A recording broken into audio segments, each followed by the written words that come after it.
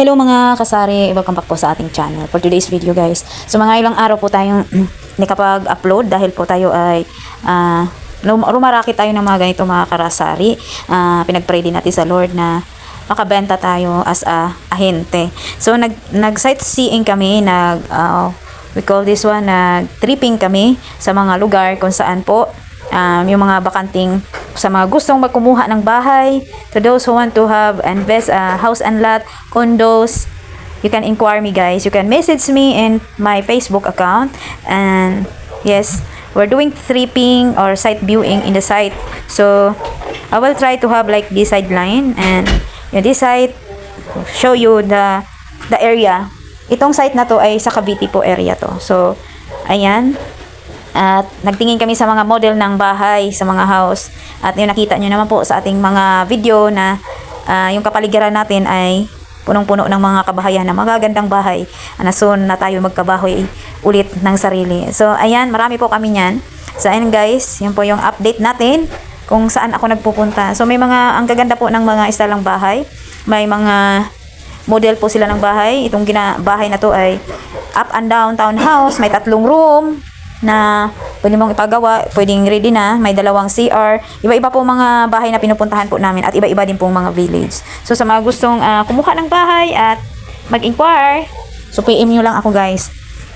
So ayun po yung ganap natin ng mga last week para makapag magtingin-tingin ng mga bahay. At so meron tayong mga, siyempre mga nag-inquire, nag-sightseeing or viewing sa mga bahay. Ito yung mga model nila. So, ayan, ang gaganda talaga pag magkaroon ng bahay. Mas maganda talaga pag sarili mo pating bahay. Ayan, nakakatuwa lang na nakapunta po ako dito.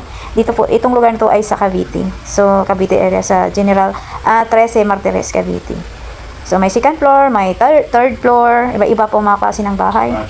And, yun guys, yun po yung ating ganap. At ang naiwan sa aking tindahan, as usual, yung aking mga anak, si Scott din nandoon kasi hindi siya sumama sa akin. Dapat sasama po siya, ay ayaw niya. Madami kami, puro mga babae, ang iingay namin. Isang van po kami dito nag-tripping or nag-sightseeing po.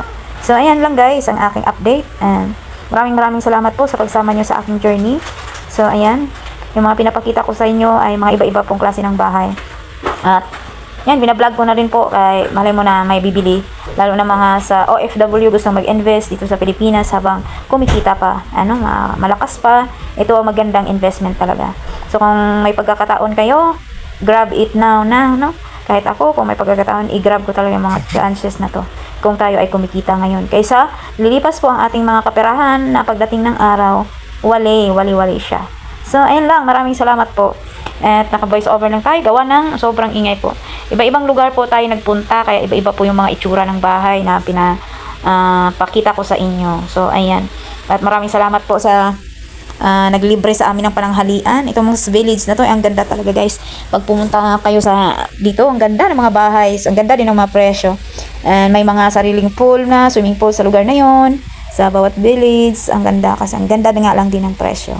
Pero kung ito ay investment, pagka tumanda ka na, ayan, napakagandang investment po talaga to. Kasi alam naman natin, yung house and lot ay hindi po bumababa. So after po nating kami guys, after po namin nag-sightseeing, kumain na kami, at kami uuwi na din. So ayan lang po ang ating mga ganap po sa mga panahon na yan. So maraming salamat. Ito po ay, alam nyo naman, lakit lang tayo. So, okay po ay na, at maraming salamat po sa inyo na hindi kayo nagsawang manood sa aking mga video. Thank you guys, thank you so much, and God bless po everyone.